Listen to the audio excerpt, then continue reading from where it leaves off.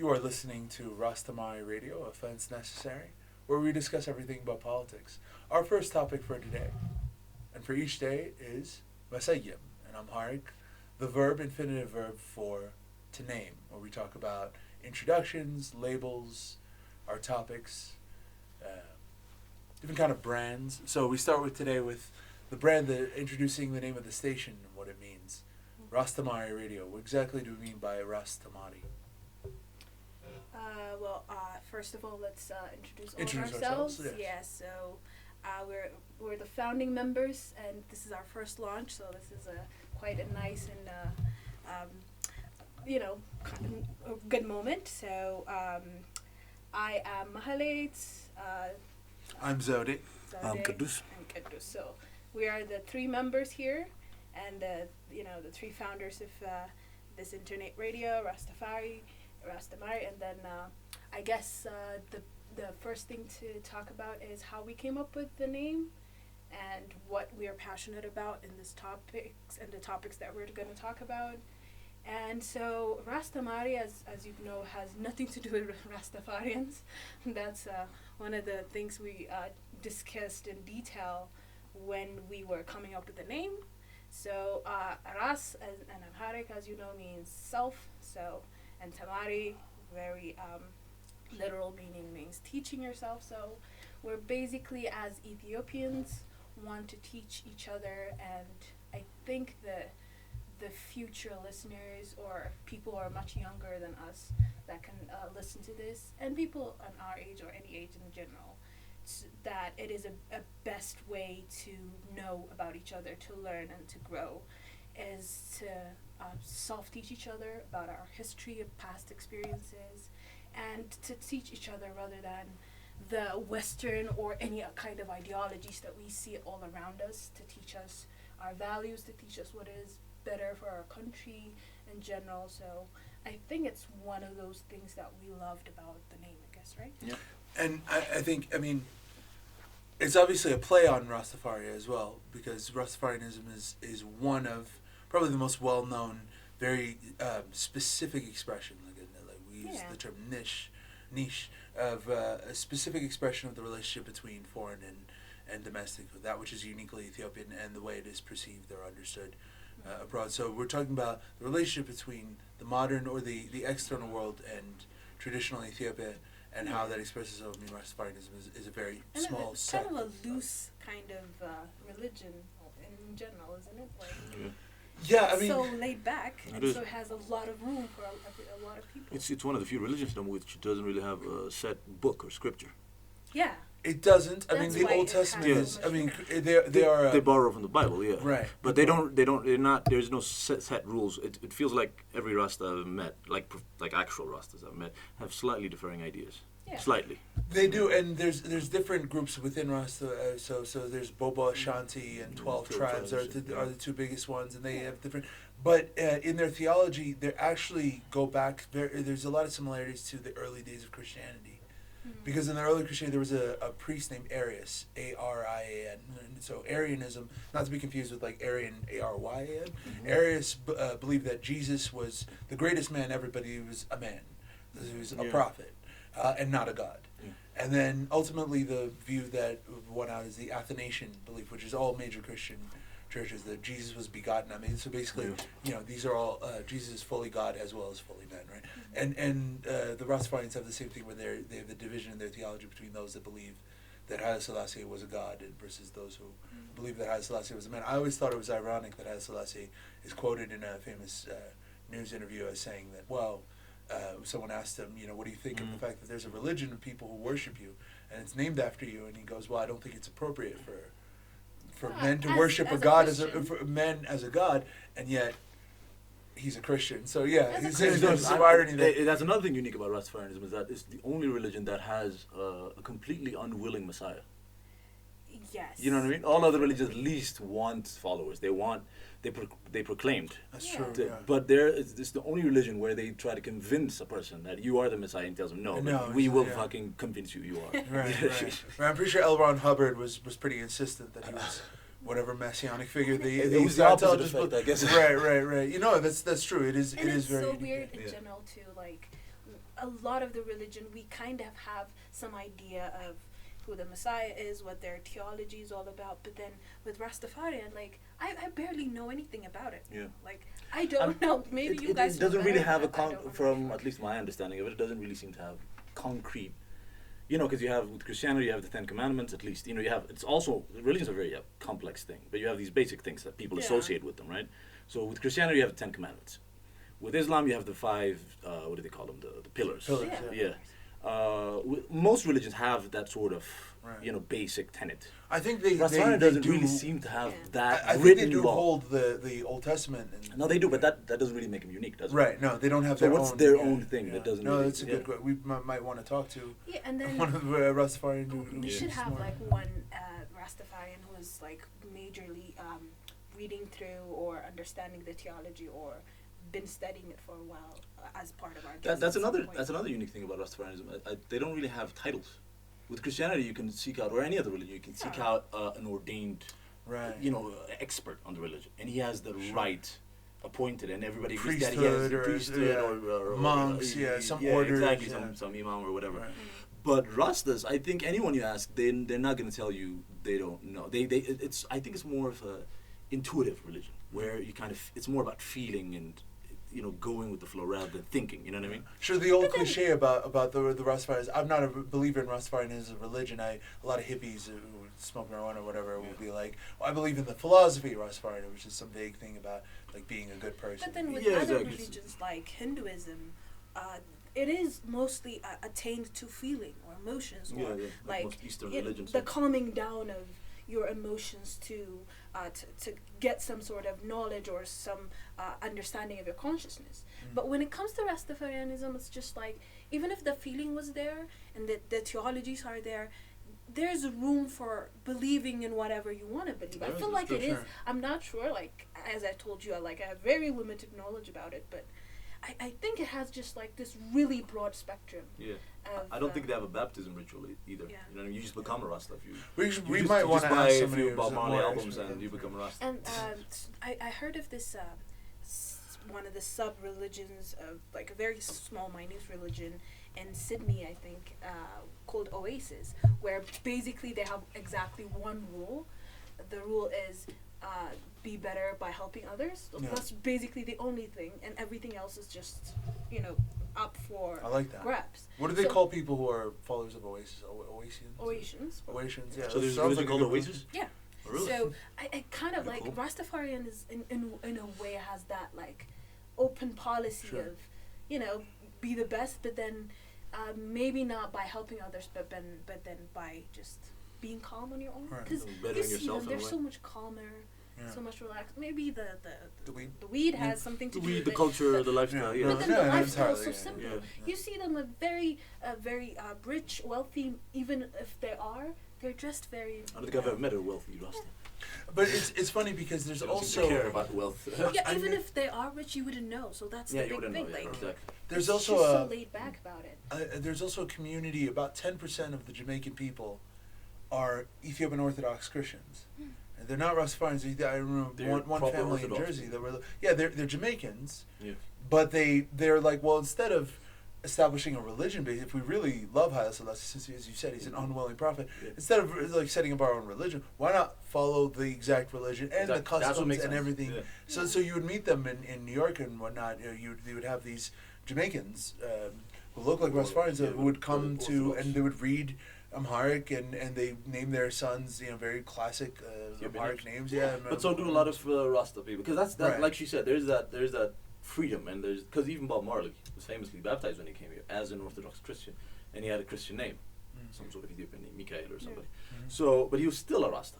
Right. Even though he was baptized as, it's not like he renounced. It's not like Muhammad Ali, you know, where it's not Cassius Clay becoming Muhammad Ali, you know what I mean? Right. He's still the same person, and still following the same thing, except he added a little element of baptism, but it really didn't affect his Rastafarianism. You know what I mean? You do it's like more of a culture. You can even be like Christian and be Rastafarian at the same time. It's like a lot of newer religions have that. Atheist. I know a lot of newer religions have that. Like I've heard Tom Cruise be like, you can be a Scientologist and still be a Christian. I guess that's supposed to make it seem a little more open than it is. But like, even the the Baha'i faith.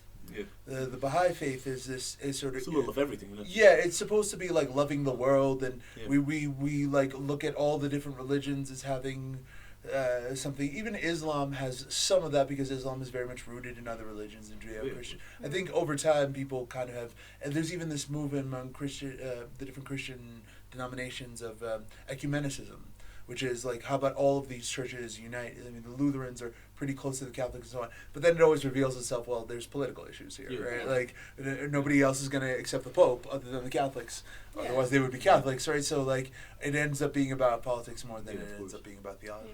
Religion is politics. Definitely, this would be a very good topic to talk about if we ever invite when we invite somebody from their religion who has more knowledge about it. But, like, going back to our focus, what is the, like, let me ask you this, guys, like, what is the best way? Why do we say Ras Temari? Why do we say self-thought and teaching each other about each other is a good thing? Like, in comparison to knowing about, like, European and Eastern cultures and Western cultures to be part of our culture, and then why is it so much better to teach ourselves as Ethiopians to Ethiopians, or those who identify as Ethiopians? I No, guess that's it's because a lot the of right term, I think. I guess our generation, or at least a lot of people now, have a sense of, it seems like there's a gap, especially in Ethiopia. There's a gap of knowledge, there's a gap of culture. Yeah. You know, it's either, it's very black and white on. Either people are Western, and the old generation are like, you know, you guys, you know, you want to be Western, you have no idea about being Ethiopian, or then you're completely Ethiopian and you have no sense of, you know, Western. So we kind of want to understand, is there any middle ground? Can we even come up with a new type of culture and knowledge and something that reconciles? And I think one thing that I want to point out before you say there is this really sad situation that's happening between, especially the millennials and like the Gen Zs or the much younger population. I don't think we're giving them anything to work on. Because as millennials, we're as confused as like the most confused Ethiopians possible. Well, also nowadays. a lot of us are not just in Ethiopia, but a lot of millennials, because of the economic situation, have not really been independent or gone through what previous generations have. And then to have something. So we don't really have much to give them. Yeah, exactly. I feel like our identities as millennials is just an extension of the baby boomers. We don't really have that particular identity to give off to the younger generation. We're just this mixed up, uncomfortable people in the middle of those, like, the westernized, highly individualistic people, and then the highly mass mentality, just like the traditional Ethiopian vibe. So there is one other generation between the baby boomers and the millennials, which is Gen X. Yeah. But these are all inherently Western. I mean, all these names for generations come from Western magazines that pen them, and they're a little bit arbitrary. You know what I mean? But except for baby boomers, not arbitrary, because that's a result of the boom and the baby boomers, especially in the United States, have affected every aspect of American cultural history. Especially, has been dominated by the baby boomers because they are that's why in the 60s you had the hippie youth movement. That's why in the 50s you had all these like childhood dance menace style films. That's why in the 40s during Bill Clinton's era you had and now so it is affecting all of the world, not just America. And that's why there's all this nostalgia and all this, you know, return in Trump and any number of you know, all this talk about healthcare and all these social security, all these issues that affect old people and all these old politicians now in the U.S. is because the baby boomers continue to dominate the conversation. Now they're, you know, in their 70s. But going back to some other things that we discussed, I mean, Ras Temari, like, part of the reason that it's important, self-education is important, and to impart that which one has learned outside of school is that educational research almost always finds that people learn best when they pursue their own interests, when they pursue your own, you know, a teacher is supposed to teach a man to fish rather than give a man to fish. Is supposed to inculcate interest, you know, teach an approach, teach a passion, and then the student goes and learns on their own. Most people don't remember the facts that they're taught in school. Otherwise, if we all remembered all the facts we taught in school, we'd be incredibly knowledgeable. But we learn them for a test, and so it's all facts for short term, and then we forget everything. And so we're not really learning in that way. If anything, the best way to learn is to just pursue your own interests, or to give someone else that. It's outside of school, or it's in your own kind of pursuits. Once you feel like you're forced to learn something, and that it's not fun, and that you're nervous and that kind of thing, you're a lot less likely to learn than if it's a fun passion project. What do you think is like lacking for, especially us as millennials, that we're not doing the best of our abilities? What do you think is the problem for, especially Ethiopian millennials, that like we're not being intentional? In what sense, like economic? Economic, just like having a voice, having an identity, having something to give off to the next generation. It's like, especially like we're in our 30s, all of us. So basically, this is the age where you have kids, right? Yeah. So, but like, when you raise kids, you have to give something. So this is like, even if we personally don't have kids, this is the age where people like us, people our age, are having kids. Yeah. And so, what do we give off? What do we have? Like, I don't think we have enough identities and enough like economical even standards. And why do you think that is? What do you guys think? What are we doing wrong? Yeah. What happened to Or us? what can Even we if do more? even if it's not our fault, but like, what happened to us, and how can we fix it? I don't think it's. I blame the previous generation for the shortcoming, identity-wise, of our generation, because parents at the end of the day, or at least the older generation, want to be ashamed or tell us that we've forsaken our Ethiopian identity when they hear speaking English.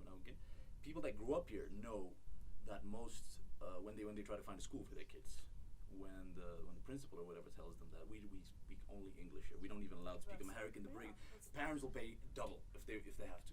They did. The previous generation was the ones who were ashamed. They wanted to make sure that we spoke. If they had the choice, they would have chose their kids to speak English and not Amharic at all. If they had to choose between the two, that's what I mean. Not every parent, but a lot of them.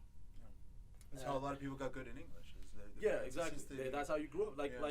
When you're kids, or even to this day, those parents brag about how their kids are, they're so good in English or French or whatever. They're so proud of it. Or if a kid is not learning English or is not being westernized fast enough, they change schools. That happens a lot. They're failing. It's not about math. It's not about physics. It's about language skills. You know what I mean? So at the end of the day, we kind of grew up with that idea that there's nothing to be proud of.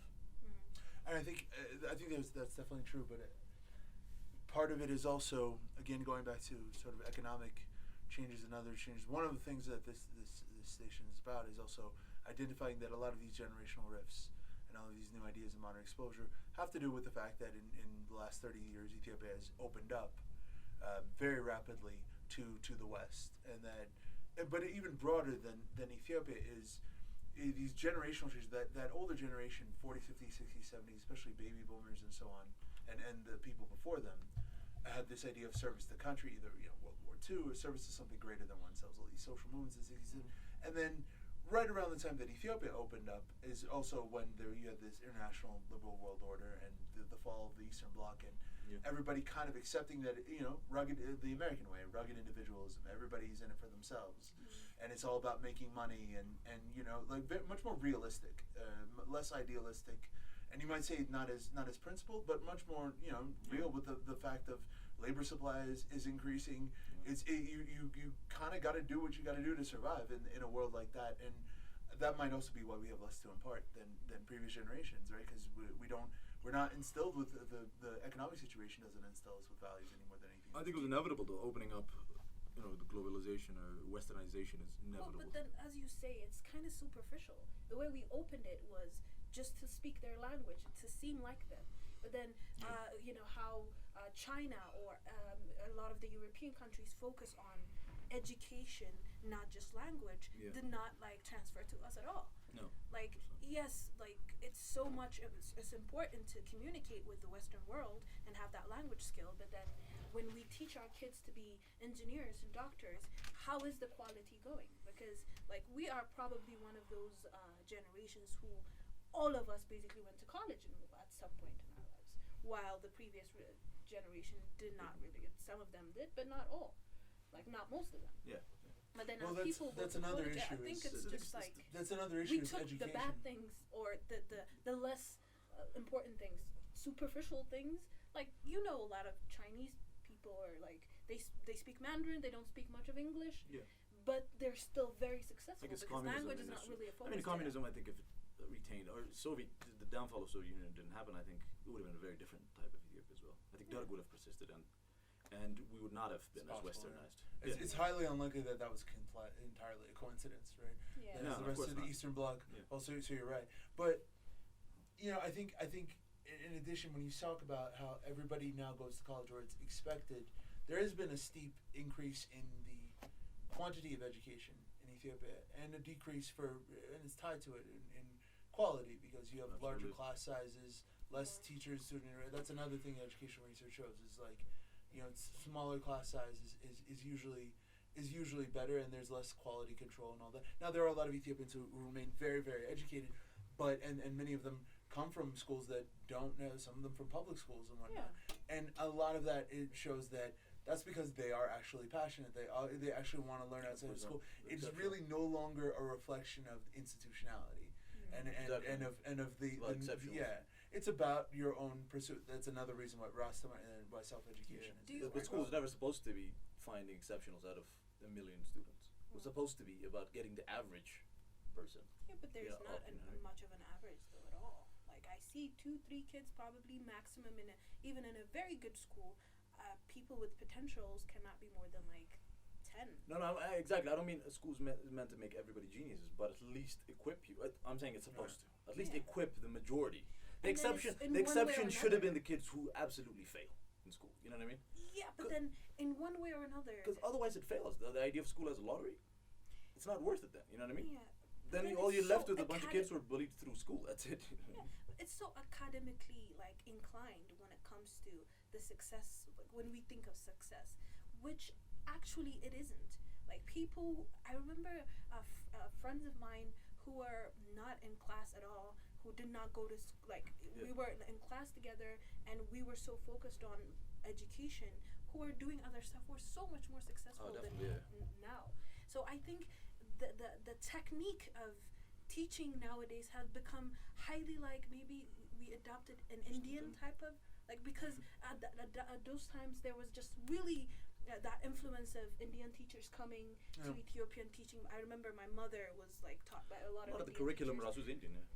It's so focused on just writing, reading, studying, memorizing, and not focused on other skills, life skills. And but how I would say it's not just Indian though. I think Western or British systems also are equally. They're not as. But they have extracurricular activities now. We did not follow upon. Yeah, I mean, because we started in with the British system, right? I think.